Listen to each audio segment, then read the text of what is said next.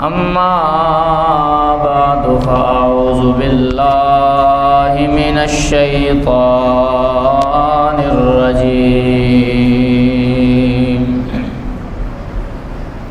بسم الله الرحمن الرحيم.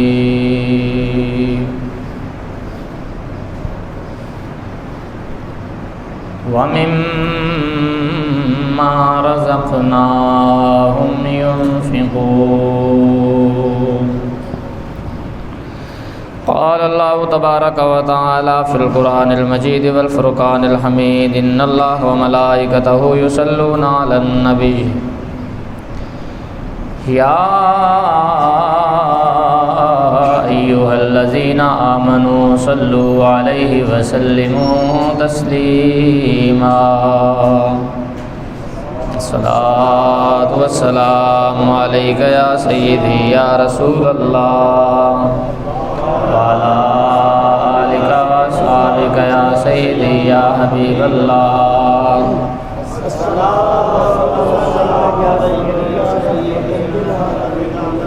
وعلى آلك وأصحابك يا سيدي يا خاتم النبيين. اللهم صل على سيدنا ومولانا محمد. اللهم صل على سيدنا ومولانا وعلى آله وصحبه وبارك وسلم. اللهم صل على سيدنا ومولانا محمد کی نگیتا یار نیک یار واسطے کی نگیتا یار نیک یار واسطے رب محفلاں سجائیاں نے سرکار واسطے. اللہم صل علی سیدنا و مولانا محمد. اللہم صل علی سیدنا و مولانا محمد. معزز و محترم سامعین، السلام علیکم ورحمۃ اللہ وبرکاتہ. حضرات گرامی، تمام تعریفیں اللہ وحدہ لا شریک کے لیے ہیں، جس نے مجھے اور آپ کو ایمان کی دولت سے سرفراز فرمایا. اس کے بعد اللہ کا لاکھ لاکھ شکر ہے، احسان ہے کہ اللہ پاک نے ہمیں اپنے پیارے حبیب صلی اللہ علیہ وآلہ وسلم کی امت میں پیدا فرمایا. اللہ پاک کا جتنا بھی شکر ادا کیا جائے کم ہے کہ اللہ پاک نے ہماری زندگیوں میں پھر دوبارہ رمضان المبارک کی پر نور ساتھیں ہمیں عطا فرمائی. اور نبی پاک صلی اللہ علیہ وآلہ وسلم نے فرمایا رمضان المبارک کی ہر رات اللہ پاک 60,000 ایسے گناہ گار جن پر جہنم واجب ہو چکی ہوتی ہے، اللہ پاک ان کو جنت میں داخل فرما دیتا ہے. اور بڑی مزے کی بات یہ ہے کہ آقا دو جہاں احمد مجتبیٰ جناب محمد مصطفیٰ صلی اللہ علیہ وآلہ وسلم نے ارشاد فرمایا جمعے کے روز وہ جمعہ جو رمضان میں آئے، اللہ پاک شب جمعہ سے لے کر جمعہ کے غروب آفتاب تک جمعے کی ہر گھڑی میں اللہ پاک، ہر گھڑی کا مطلب، گھڑی کا لفظ عربی میں بولا جاتا ہے سینکڑ پہ، ہر گھڑی ہر سینکڑ پہ اللہ پاک 60 ہزار وہ گناہ گار، 60 لاکھ وہ گناہ گار جن پر جہنم واجب ہو چکی ہوتی ہے، جمعہ رمضان المبارک کے جمعہ کی برکت سے اللہ پاک انہیں جہنمیوں کی لسٹ سے نکال کر جنتیوں کی لسٹ میں لکھ دیتا ہے، شامل کرتا۔ رمضان کی بڑی برکتیں ہیں، بڑی سعادتیں ہیں۔ قرآن کی آیت کا کچھ حصہ تلاوت کیا، رب قدوس ارشاد فرماتا ہے وَمِمَّا رَزَقْنَاهُمْ يُنْفِقُونَ، مومنوں کی شان بیان کی جا رہی ہے۔ اللہ پاک فرماتا ہے مومنوں کی شان یہ ہے کہ ہمارے دیے ہوئے میں سے خرچ کرتے ہیں، جو ہم نے ان کو دیا ہے اس میں سے وہ خرچ کرتے ہیں۔ یہ مومنوں کی شان ہے کہ وہ میرا دیا ہوا جو رزق ہے اسی میں سے دیتے ہیں۔ دوسرے مقام پر اللہ پاک ارشاد فرماتا ہے مَنْ ذَا الَّذِي يُقْرِضُ اللَّهَ قَرْضًا حَسَنًا، کون ہے تم میں سے ایسا کہ جو اللہ کو قرض حسنہ دے۔ اللہ فرماتا ہے میں تم سے قرض مانگتا ہوں، تم سے قرض حسنہ، اچھا قرض مانگتا ہوں۔ کوئی ہے تم میں سے جو اللہ کو قرض دے؟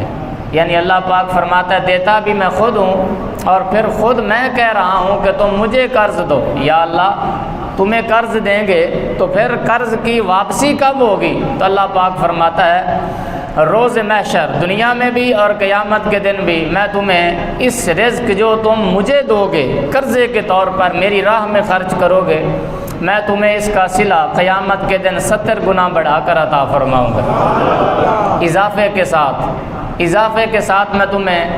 اور کچھ خوش نصیب وہ ہیں جن کو اللہ 700 گنا بڑھا کر عطا فرمائے گا۔ اپنی اپنی حیثیت کا اعتبار ہوتا ہے، کچھ لوگوں کی حیثیت کروڑ پتی کی ہوتی ہے، وہ اگر 5 روپے یا 10 روپے دیں تو ان کے 10 روپے دینے کی حیثیت اور ہوتی ہے، اور ایک متوسط درجے کا آدمی ہے وہ اگر 10 روپے دیتا ہے تو اس کے 10 روپے دینے کی حیثیت اور ہوتی ہے، اور ایک غریب آدمی ہے جس کی کل کمائی، جس کی جیب میں 10 روپے ہے اور وہ 10 روپے نکال کر اپنے اللہ کو دے دیتا ہے، کسی غریب کی خدمت کر دیتا ہے، تو اس کے 10 روپیوں کی ویلیو اور حیثیت اور ہوتی ہے۔ تو انسان اپنی حیثیت کے مطابق خرچ کرے، اسے رب نے جتنا دیا ہے اس میں سے دے۔ اللہ پاک فرماتا ہے چونکہ دیا ہوا میرا ہے، میں تم سے قرض مانگتا ہوں، اس لیے تم میری راہ میں خرچ کرو۔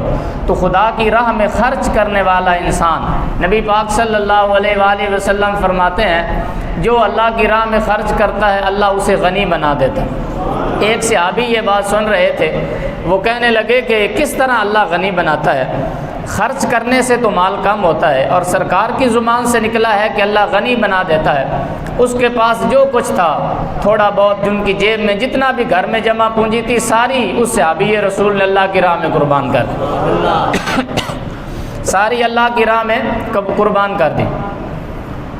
ایک دن پھرتا رہا، صبح کے وقت باہر صحرا میں گئے وہ صحابی، اور قضائے حاجت کے لیے ایک مقام پر بیٹھے۔ قضائے حاجت سے فارغ ہونے کے بعد ایک ویران جگہ پر بیٹھے ہوئے تھے کہ اچانک ایک چوہا اپنی بل سے باہر آیا اور اس کی منہ میں ایک ہیرا تھا، اس نے اس صحابی کے آگے لا کر رکھ دیا۔ وہ یہ منظر دیکھ رہے تھے، ان کے لیے یہ ایک عجیب بات تھی۔ تھوڑی دیر بعد پھر وہی چوہا آیا اور اس نے ایک ہیرا لا کر اور رکھ دیا، حتیٰ کہ دنیا کے مہنگے ترین ہیرے 15 ہیرے لا کر اس نے صحابی رسول کے سامنے رکھ دیے۔ ان کے لیے یہ لاکھوں نہیں بلکہ کروڑوں کی مالیت کا خزانہ آ گیا تھا ان کے پاس۔ جو شام کا کنگال تھا، صبح کے وقت مالدار ہو چکے تھے، نبی علیہ السلام کی بارگاہ میں پہنچے۔ اب آقا نامدار مسجد نبوی میں تشریف فرما، آقا دو جہاں مسجد نبوی میں تشریف فرما ہے، چہرہ حشاش بشاش ہے صحابی کا۔ سونے کے سامنے جب آئے تو سرکار کو بتانا نہیں پڑا، آ کر سامنے بیٹھے ہی ہیں۔ دل کر رہا تھا کہ میں اپنے دل کی خوشی کا اظہار سرکار کے سامنے کروں، مگر مصطفیٰ تو اپنے امتیوں کی غمی سے بھی واقف ہیں اور اپنے امتیوں کی خوشیوں سے بھی واقف ہوتے۔ دل میں ابھی سوچا ہی تھا کہ میں سرکار کو بتا دوں کہ اللہ کی طرف سے مجھے یہ عطا ہوئی ہے چیزیں، نبی پاک صلی اللہ علیہ وآلہ وسلم نے اس صحابی کو بلایا، فرمایا میں نہیں کہتا تھا کہ رب کو دینے سے اللہ پاک بندے کو غنی اور مالا مال فرما دیا کرتا؟ فرمایا میں نہیں کہتا تھا۔ نبی علیہ السلام نے فرمایا اس رب کی عزت کی قسم جس نے آپ کو سچا نبی بنا کر دنیا میں بھیجا ہے، آپ کی زبان سے نکلا ہوا ایک ایک جملہ حق ہے اور وہ اللہ کی طرف سے آپ کا بتایا ہوا، آپ جو ہے وہ اللہ جو بتاتا ہے وہ آپ بتا رہے ہوتے ہیں۔ نبی پاک صلی اللہ علیہ وآلہ وسلم نے ہمیں ترغیب دلائی کہ تم متقی ہو جاؤ، اور یہ مہینہ غم خاری کا مہینہ ہے۔ اس مہینے میں بے شمار بڑی بڑی ہستیوں کا وصال ہے۔ 3 رمضان المبارک کو سیدہ طیبہ طاہرہ فاطمہ الزہرا سلام اللہ علیہا کا یوم وصال ہے۔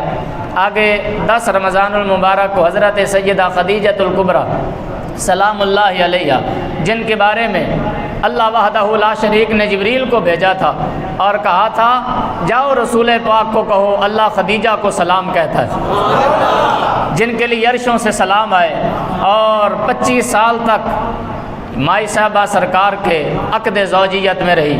فرمایا خدیجہ جب تک تو میرے نکاح میں ہے، اپنے نکاح میں میں کسی اور کو نہیں آنے دوں۔ انہی کے بطن سے 4 صاحبزادیاں اور سرکار کے 3 یا 4 صاحبزادے پیدا ہوئے۔ ساری اولاد حضرت خدیجہ کی اولاد سے پیٹ سے پیدا ہوئی۔ نبی پاک صلی اللہ علیہ وآلہ وسلم کی زوجہ محترمہ کا یوم وصال جو ہے وہ 10 رمضان المبارک کو ہے۔ اسی طرح بے شمار شخصیات، 17 رمضان المبارک کو حضرت سیدہ عائشہ پاک کا یوم وصال ہے، 17 رمضان المبارک کو یوم بدر ہے۔ بہرحال وہ وقتاً فوقتاً آپ کو عرض کر دیا جائے گا۔ آج آپ کے سامنے زکوٰۃ کے کچھ اہم مسائل اور زکوٰۃ کی فضیلت اور اللہ کی راہ میں خرچ کرنے کے متعلق میں آپ کو عرض کروں گا۔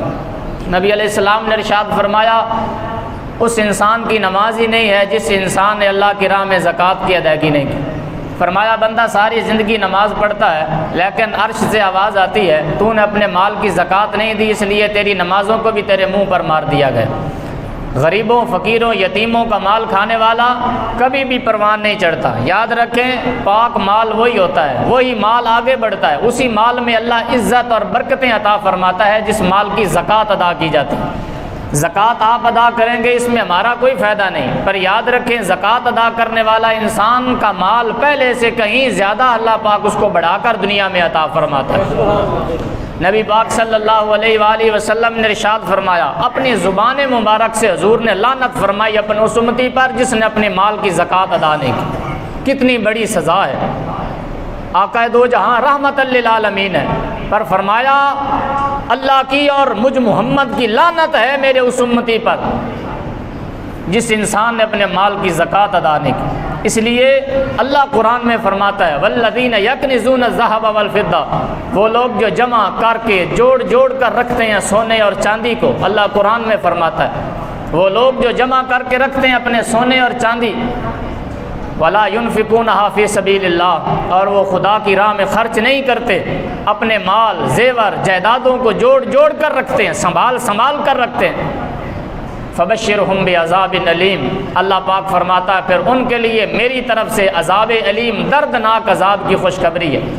اس دن کے لیے عذاب کی خوشخبری ہے یوم یحمى علیہا فی نار جہنم، جس دن ان کے جسموں کو داغا جائے گا، فتقوی بہا جباہہم، اور ان کو پیشانیوں کے بل لٹا دیا جائے گا جہنم کی آگ سے۔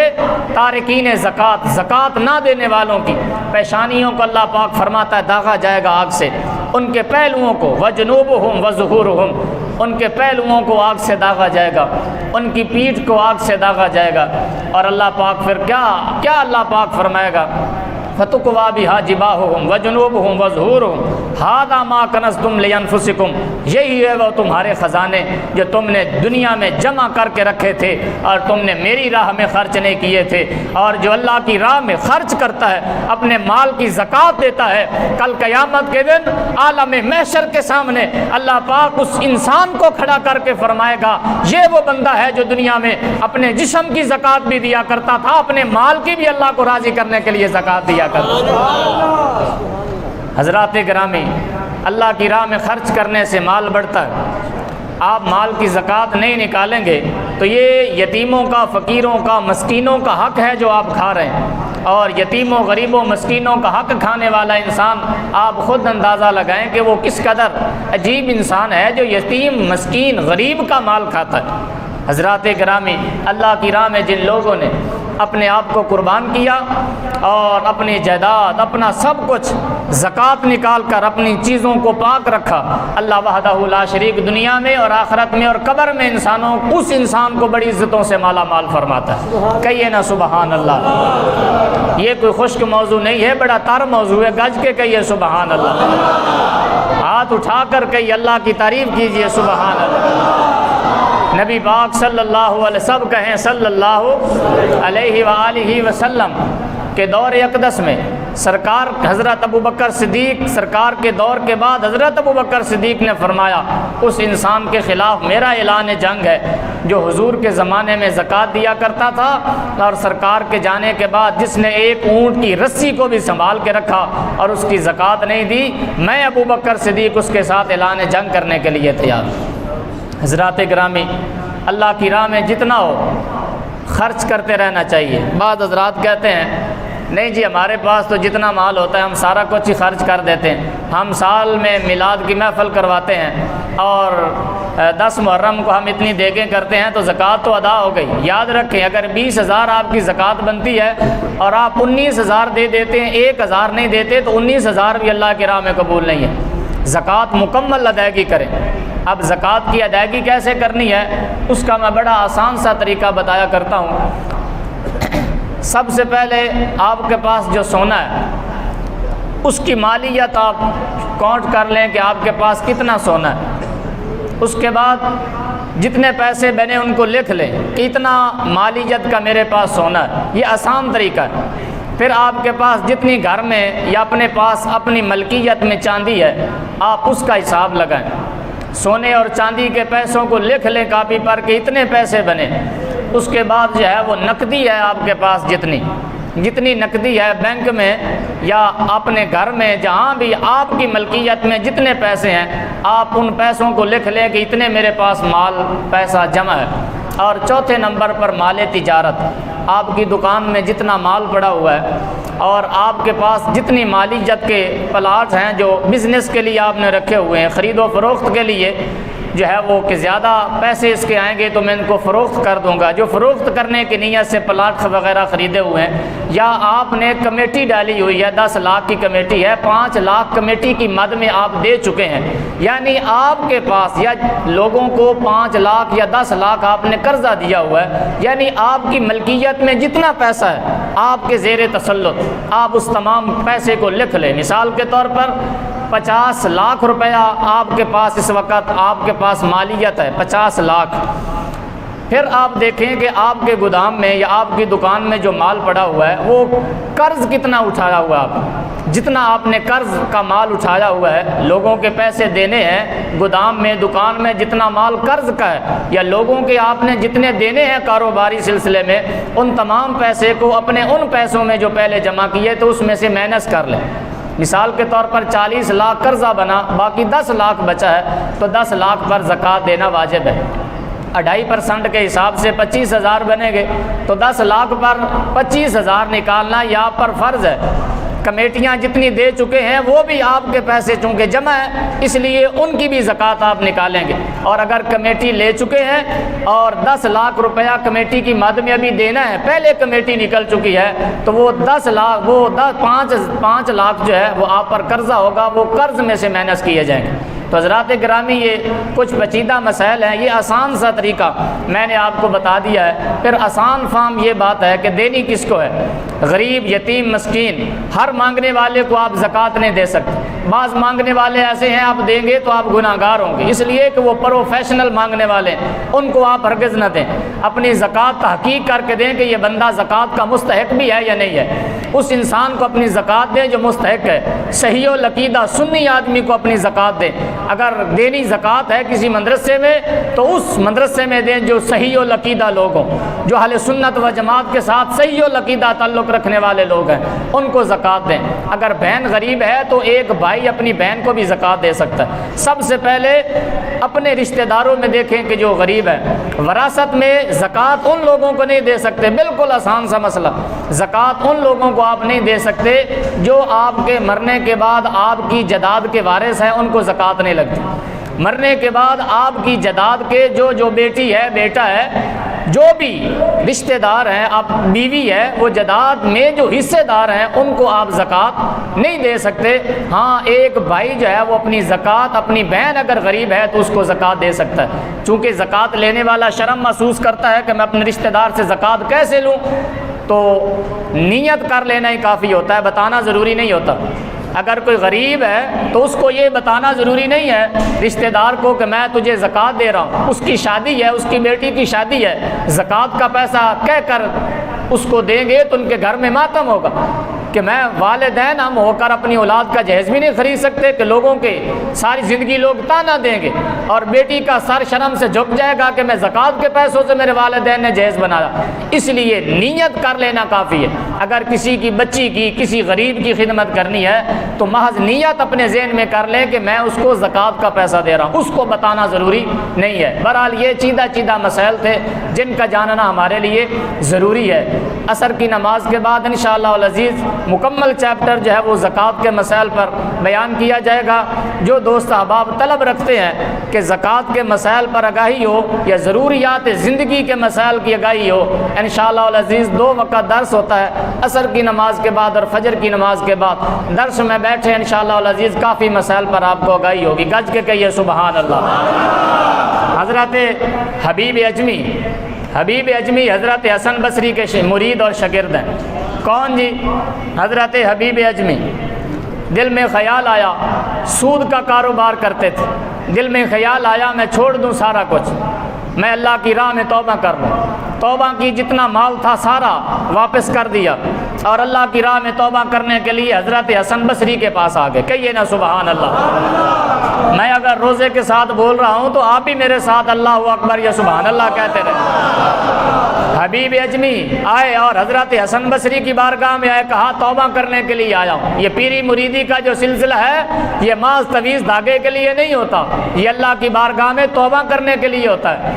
حبیب اجمی آئے، کہا توبہ کرنے کے لیے آیا ہوں۔ اپنے گھر میں بھی تو توبہ ہو سکتی تھی، مگر حبیب اجمی حضرت حسن بصری کے پاس آئے، لوگوں کو بتایا کہ یہ وہ پیارے لوگ ہیں، ان کے پاس بندہ آ جائے تو اللہ بندے کے پچھلے سارے گناہوں کو معاف فرما دیتا ہے۔ حبیب اجمی آئے، کہا توبہ کرنے کے لیے آیا ہوں۔ حضرت خواجہ حسن بصری فرمانے لگے پچھلے گناہوں سے توبہ کرو اور اپنے حق حلال کی کما کر کھاؤ، اس لیے کہ توبہ کا پہلا رکن ہی حق حلال کی کمائی ہے۔ ساری زندگی آپ روتے رہیں، زکاتیں دیتے رہیں، نماز پڑھتے رہیں، لیکن حرام کی کمائی سے دیا ہوا ایک پیسہ بھی اللہ کو قبول نہیں ہے۔ اللہ زکوٰۃ اسی بندے کی قبول کرتا ہے جس کا کاروبار حلال کی کمائی کا ہوتا ہے۔ حرام کی کمائی پر تو سزا ہے، حرام کی کمائی پر زکوٰۃ نہیں ہے، حرام کی کمائی پر سزا ہے، اور حلال کی کمائی سے جب بندہ زکوٰۃ دیتا ہے تو اللہ پاک اسی بندے کے درجوں کو بلند فرماتا ہے۔ کہیے نا سبحان اللہ۔ حبیب اجمی فرماتے ہیں میں گھر میں آیا، میں نے سارا کچھ چھوڑ کر اللہ کا ذکر کرنا شروع کر دی۔ میں نماز پڑھتا، قرآن پڑھتا اور اللہ کے ذکر میں مشغول ہو جاتا۔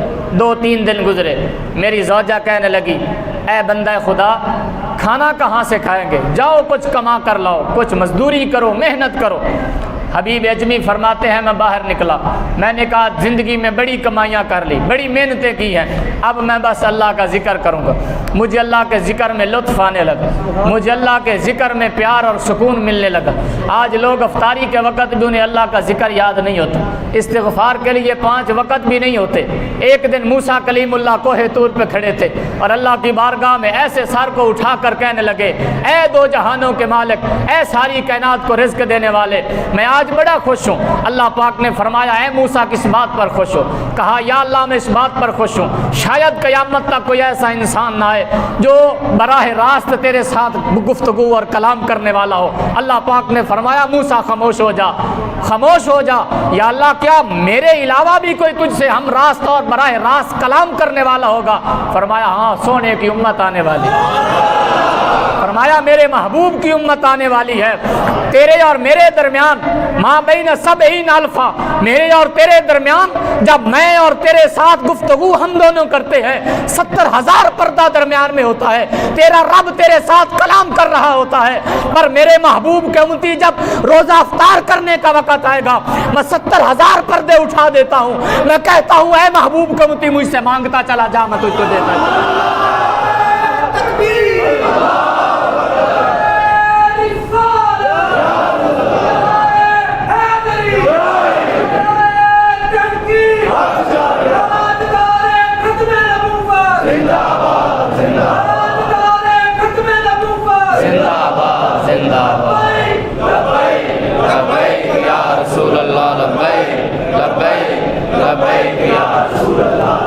حبیب اجمی فرماتے ہیں مجھے لطف آنے لگا، مجھے سکون آنے لگا اللہ کے ذکر میں۔ سکون تب ملتا ہے جب بندہ مخلص ہو کر توبہ کرے پھر حق حلال کی کھائے۔ میں نے کہا ساری زندگی کمایا ہے۔ حبیب اجمی فرماتے ہیں میں ذکر کرنے لگا، ایک سارا دن گزر گیا، شام کے وقت میں گھر آیا، میری زوجہ کہنے لگی کیا مزدوری نہیں ملی؟ میں نے کہا مزدوری مل گئی ہے۔ کہا پھر مالک نے کچھ پیسے نہیں دیے؟ تو حبیب اجمی نے کیا جملے کہے؟ حبیب اجمی کہنے لگے جس مالک کی میں نے مزدوری کی ہے وہ بڑا کریم ہے، وہ بڑا کریم ہے، اس سے مانگتے ہوئے مجھے شرم آئی ہے۔ دوسرے دن پھر حبیب اجمی گئے، سارا دن جنگل میں بیٹھ کر اللہ کا ذکر کرتے رہے، تلاوت قرآن کرتے رہے۔ بیوی نے کہا آج بھی کچھ نہیں لے کر آئے؟ کہا دینے والا مزدور جہاں مزدوری کرتا ہو وہ بڑا کریم ہے، اس کریم سے مانگتے ہوئے شرم آتی ہے۔ تیسرے دن پھر آئے، کہتے ہیں وہ دن میرے لیے بڑا کٹھن تھا، دبے پاؤں کے ساتھ میں اپنے گھر کی طرف جا رہا تھا، میرے دل میں خیال تھا 2 دن تو گزر گئے، آج تیسرا دن کیا جواب دوں گا اپنے گھر والوں کو، اپنی بیوی کو کیا جواب دوں گا، کیا منہ دکھاؤں گا؟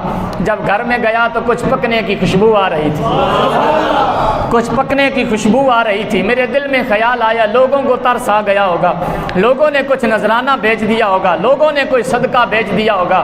میں گھر میں گیا تو بیوی نے نئے کپڑے پہنے ہوئے ہیں، میرا ہاتھ پکڑ کر مجھے راشنوں کی بوریاں دکھائی، پھر مجھے کہنے لگی واہ تمہارا مالک کتنا کریم ہے، تمہارے مالک نے یہ سارا بھیجا ہے، تیرے مالک کے غلام آئے تھے، تیرے مالک کے نوکر آئے تھے، دروازے پر یہ سارا سامان یہاں رکھ کر چلے گئے ہیں اور ایک پیغام بھی دے کر گئے ہیں۔ حبیب اجمی کو کہنا تمہارا مالک کہہ رہا ہے تم مزدوری میں، تم دہاڑی میں کمی نہ آنے دو، ہم تمہارے رزق میں کبھی کمی نہیں آنے دو، تم اپنی محنت میں کمی نہ آنے دو، مزدوری اسی طرح دل لگا کر کرتے رہو، تمہارا رزق کا جو مالک ہے وہ تمہارے رزق میں کمی نہیں آنے دے گا۔ آج بھی جو پریشان ہوتے ہیں دولت کی وجہ سے، پریشان نہ ہو، اگر پریشان ہونا ہے تو دین کی وجہ سے ہو، اگر پریشانی اٹھانی ہے تو دین پر چل کر مشقت اٹھاؤ، انشاءاللہ العزیز اس مشقت کا اللہ پاک انسان کو 70 گنا بڑھا کر اجر عطا فرمائے گا۔ اس لیے نبی پاک صلی اللہ علیہ وآلہ وسلم کا طریقہ مبارک تھا، اپنی زندگی میں حضور علیہ السلام نے خرچ کیا، سرکار نے غریبوں میں خرچ کیا، اور آپ کے لیے بڑی مزے کی بات یہ ہے حضور علیہ السلام کی ساری زندگی، بڑی محبت والی بات، آپ کا دل ٹھنڈا ہو جائے گا، نبی علیہ السلام کی ساری زندگی حضور پر زکوٰۃ واجب نہیں ہے، اتنا مال جمع ہی نہیں سرکار نے کیا کہ حضور علیہ السلام پر زکوٰۃ واجب ہے، ساری زندگی 90,000 ہے نصاب، جس کے پاس 90,000 99 یا 90,000 پیسہ ہو اس پر وہ صاحب نصاب ہے، اس پر 2.5% زکوٰۃ دینا واجب ہو جاتا ہے۔ نبی علیہ السلام نے ساری زندگی اتنا مال ہی نہیں جمع فرمایا کہ حضور علیہ السلام پر زکوٰۃ فرض ہو۔ ابو ہریرہ فرماتے ایک دن مجھے بڑی بھوک لگی، بھوک شدت کی مجھے لگی، 70 اصحاب صفا وہ طالب علم جو حضور علیہ السلام سے پڑھا کرتے تھے، حضرت ابو ہریرہ فرماتے ہیں 3 دن گزر گئے کھانا کچھ نہیں، حتیٰ کہ کمر جو ہے وہ ٹیڑھی ہو گئی، پیٹ کمر کے ساتھ لگ گیا، بھوک کے عالم میں مسجد نبوی کے دروازے پر بیٹھ گئے، مرنے کا خطرہ ہو تو مانگنا سوال کرنا جائز ہے، اگر کوئی ویسے سوال کرتا ہے اور یا پروفیشنلی اپنے آپ کو مانگنے کا طریقہ جو ہے وہ ڈال کر اپنے آپ پر اور لوگوں سے مانگتا ہے تو سرکار نے فرمایا کل قیامت کے دن اس حال میں اللہ کی بارگاہ میں آئے گا کہ اس کے چہرے کا گوشت جڑ چکا ہوگا، جو لوگوں سے سوال کرتا ہے مگر حالت مرنے کے قریب ہو پھر سوال کرنا جائز ہے۔ ابو ہریرہ فرماتے ہیں میں مسجد نبوی کے دروازے پہ بیٹھ گئے، میرے دل میں خیال آیا کوئی صاحب گزریں گے میرا چہرہ دیکھ کر، بھوک کے آثار دیکھ کر مجھے کچھ دے دیں۔ یہ طالب علموں کی شان ہے، یہ حضور سے پڑھنے والے طالب علم کی شان ہے۔ حضرت ابو ہریرہ فرماتے ہیں حضرت ابو بکر صدیق گزرے، کہیے نا سبحان اللہ۔ میں نے قرآن کی ایک آیت پوچھی، انہوں نے مجھے جواب دیا، میں نے ایک مسئلہ پوچھا، مجھے جواب دے دیا، آگے گزر گئے۔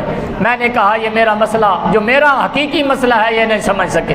تھوڑی دیر کے بعد حضرت ابو بکر صدیق کے بعد حضرت عمر بن خطاب گزرے، میں نے ایک فقہ کا مسئلہ پوچھا کھانے کے متعلق، میں نے فقہ کا مسئلہ پوچھا، انہوں نے مجھے فقہ کے مسئلے کا جواب دیا مگر میری حالت وہ بھی نہ جان سکے کہ میں کیا سوال کرنے کے لیے یہاں بیٹھا ہوا ہوں۔ فرماتے ہیں کہ تھوڑی دیر کے بعد مجھے حضور کی خوشبو آنے لگی، مجھے سرکار کی خوشبو آنے لگی۔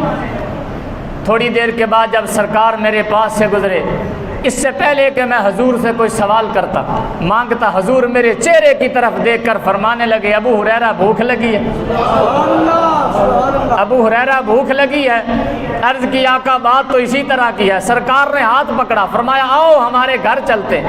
حضرت ابو ہریرہ کو سرکار لے کر اصحاب صفہ کو بھی ساتھ لیا، اپنے گھر مبارک میں چلے گئے۔ گھر والوں سے پوچھا کیا کھانے کے لیے کچھ ہے؟ کہا ایک دودھ کا پیالہ آیا ہے، کسی صاحب نے تحفہ بھیجا ہے، وہی گھر میں موجود ہے، اس کے علاوہ کھانے کے لیے ایک لقمہ بھی گھر میں موجود نہیں ہے۔ نبی علیہ السلام نے ارشاد فرمایا وہی لے آؤ۔ ایک دودھ کا پیالہ لایا گیا۔ حضرت ابو ہریرہ فرماتے ہیں سامنے رکھا، حضور نے، مسلم کی روایت ہے، ختم کیوں پڑھ دے ہو، ختم دا ثبوت کیتے سنو۔ حضرت انس سے روایت ہے، حضرت ابو ہریرہ فرماتے ہیں سامنے رکھا سرکار نے دودھ کا پیالہ، نبی علیہ السلام نے کپڑا ڈالا اور سامنے رکھے ہوئے دودھ کے پیالے پر حضور نے ہاتھ رکھا، ہاتھ رکھ کر قرآن کی چند آیتیں سرکار نے پڑھی، قرآن کی چند آیتیں پڑھی۔ پتہ چلا چند آیتیں پڑھنے سے کھانے پر برکتیں ہو جاتی ہیں۔ یہ شرک نہیں ہے، سنیوں کا عقیدہ نہیں، یہ عقیدہ آمنہ کے لال کا ہے، سامنے کھانا رکھ کر قرآن پڑھنا، کھانے میں برکت پیدا ہو جاتی۔ سرکار نے قرآن کی چند آیتیں پڑھی، پھر بسم اللہ پڑھ کے کہا ابو ہریرہ اس کو اٹھا لو۔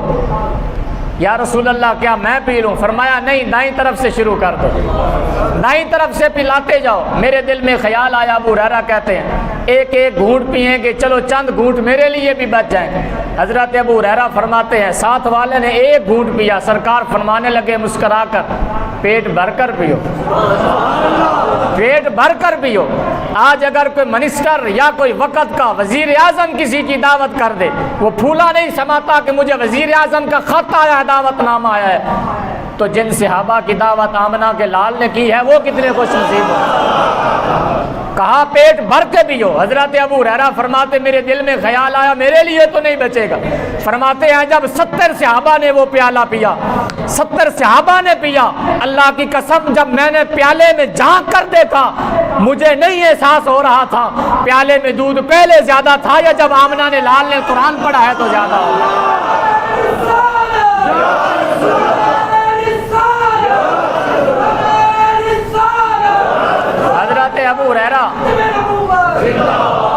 حضرت ابو ہریرہ فرماتے ہیں سرکار میری طرف دیکھ کر مسکرانے لگے۔ سرکار نے فرمایا ابو ہریرہ اب تم پیو۔ میں نے پیٹ بھر کر پیا۔ سرکار نے فرمایا اور پی۔ حضرت ابو ہریرہ فرماتے نے میں پھر اور پیتا۔ سرکار نے فرمایا ڈیڈ بھر کے پی لے، پیٹ بھر کے پی۔ فرماتے نے میں اور رج کے پیتا۔ فرمایا اور طلب نہیں رہی۔ عرض کی تھی آقا اللہ دی عزت دی قسم ہے ہن تے ایک قطرہ بھی گنجائش نہیں رہی۔ آمنہ دے لال نے فرمایا لیا ہن پیالہ مینوں پکڑا دے۔ اور دیکھو اے وقت دے بادشاہ اج کسے دا جھوٹا پینا گوارا نہیں کر دے۔ میرے تے تیرے آقا دی ہمت اور شان کی ہے، آقا دی لجپالی کی نہیں ہے۔ 72 صحابہ دا جھوٹا آمنہ دے لال نے خود نوش فرمایا۔ فرمایا آمنہ کے لال نے دودھ پیا اور صحابہ کو درس دیا، تمہارا نبی کی شان یہ ہے وہ اکیلا نہیں پیتا، جب بھی پلاتا ہے غریبوں کو پلا کر بعد میں حضور علیہ الصلوۃ والسلام پیا کر۔ ہمارے لیے درس یہ تھا کہ ہم جب بھی کچھ کھائیں یا پئیں یا کچھ کھانا ہو، یا اللہ انسان کو وافر رزق عطا فرمائے، پھر انسان پر لازم ہے کہ غریبوں کا بھی خیال رکھے، ان لوگوں کا خیال رکھے جن کے پاس کچھ نہیں ہے۔ حضرات گرامی، دعا ہے رب لم یزل کی بارگاہ میں اللہ پاک ہمیں اللہ کی راہ میں خرچ کرنے کی توفیق عطا فرمائے۔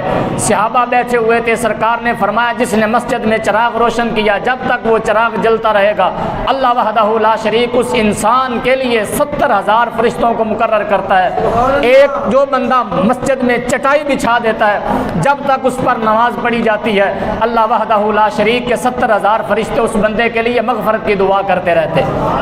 حضرات گرامی، بات کرنے کا مقصد یہ ہے کہ اللہ پاک اس خیر خواہی کے مہینے میں اللہ کی راہ میں ہمیں، اپنی راہ میں، اللہ کی راہ میں ہمیں اللہ وحدہ لا شریک خرچ کرنے کی ہمت اور طاقت نصیب فرمائے۔ زکوٰۃ جو انسان نہیں دیتا اس کا مال کبھی جو ہے وہ پاک نہیں ہوتا، اسی انسان کا مال پاک ہوتا ہے جو اللہ کی راہ میں اپنے مال کی زکوٰۃ کی ادائیگی کرتا ہے۔ ہر انسان پر میں دیکھ رہا ہوں، مالدار آدمی بھی یہاں بیٹھے ہیں، ہر طبقے کا آدمی یہاں بیٹھا ہے، کروڑ پتی حضرات بھی یہاں، لاکھوں پتی لوگ بیٹھے ہیں۔ آپ پر فرض ہے اگر آپ زکوٰۃ نہیں دیں گے تو آپ کا مال کبھی پاک نہیں ہوگا۔ یاد رکھیں جس اولاد کے لیے آپ کے دل میں وسوسہ پیدا ہو کہ اتنے ہزار چلے جائیں گے مال میں سے، یاد رکھیں یہی ہزار آپ کے لیے آخرت کا سامان ہو جائیں گے۔ یہی مال، یہی اولادیں جن کے لیے ساری زندگی سفید بال ہو گئے، یہی اولادیں مرنے کے بعد جدادوں پر ڈسکس کرتی ہیں۔ آپ کے ہاتھ کا دیا ہوا پیسہ قبر میں بھی کام آئے گا، اور مرتے وقت جب روح نکل رہی ہوگی ہاتھ کی دی ہوئی کمائی صدقہ خراج جو آپ زندگی میں اپنے ہاتھ سے کر جائیں گے وہی اللہ وحدہ لا شریک کی بارگاہ میں قبول و منظور ہے۔ بعد میں جو امیدیں رکھنی ہے، قبر تے کوئی آئے گا یار قرآن پڑھے گا، مدرسے وچ انہیں قرآن ہون تے ہر معاملے وچ ریاکاری، ہر معاملے وچ ریاکاری کہ یار جدو دعا کرانی ہے نا کہ واہ واہ سارے قرآن ہون، جدو مولوی صاحب نہ لینا ہے اینیاں صورتاں نے، اینے قرآن نے، اینے واری فلانے نے، اینی واری کل پڑھے گئے، یعنی ہم مثال ثواب کرنے میں بھی ریاکاری سے کام لے رہے ہوتے۔ فلاں جگہ تو 10 قرآن ہے، فلاں جگہ تو 10 قرآن ہے، فلاں جگہ تو 1000 قرآن پاک دا ثواب۔ حضرات گرامی یہ کوئی تماشا نہیں ہے، انسان دلوں کی کیفیتوں سے، اللہ انسان کی دلوں کی کیفیتوں سے واقف ہے۔ آپ جس انسان کو جو دے رہے ہیں دل کا جو ارادہ ہے اللہ کی بارگاہ میں وہ پہنچتا ہے۔ آپ کا نہ پیسہ پہنچتا ہے، آپ کے دل کا خلاص اور نیت جو آپ نے محض اللہ کے لیے کی ہے وہی اللہ وحدہ لا شریک کی بارگاہ میں پہنچتا ہے۔ اللہ کی بارگاہ میں دعا ہے اللہ ہمیں خرچ کرنے کی توفیق عطا فرمائے۔ اور ایک اعلان سماعت فرما لیں کہ ہماری مسجد کا کام جو ہے یہ تھوڑا روکا ہوا تھا ہم نے کہ ہم نے رمضان المبارک میں کروانا ہے۔